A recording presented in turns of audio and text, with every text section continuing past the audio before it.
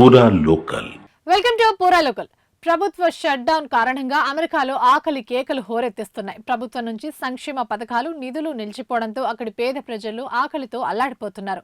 కొన్ని రోజులుగా ఉచితంగా ఆహారం, సరుకులు పంచే కేంద్రాల వద్ద బారులు తీరుతున్న వారి సంఖ్య కూడా క్రమంగా పెరుగుతోంది. అమెరికా అధ్యక్షుడు ట్రంప్ ప్రతిపాదించిన బడ్జెట్ ను అక్కడి చట్టసభ, సెనెట్ ఆమోదించకపోవడంతో ప్రభుత్వంలో ప్రతిష్టంభన పరిస్థితి నెలకొన్న సంగతి తెలిసిందే. బడ్జెట్ లో ప్రతిపాదించిన పలు కేటాయింపులను, అంశాలను మార్చాలని సెనెట్ కోరుతోంది.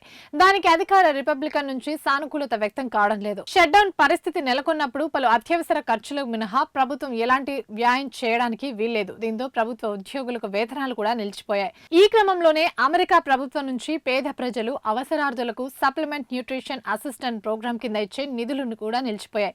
ఎస్ఎన్ఏపీ కింద అమెరికాలో సుమారు 4.2 కోట్ల మందికి వారి పరిస్థితిని బట్టి ప్రతి నెల $200 నుంచి $900 వరకు సాయం అందుతుంది. ఇప్పుడు ఆ సాయం అందక స్వచ్ఛంద సంస్థలు, ట్రస్టులు, చారిటీ సంస్థలు ఆహారం, నిత్యావసరాలు పంచేందుకు ఏర్పాటు చేసిన కేంద్రాల వద్ద జనం బారులు తీరుతున్నారు.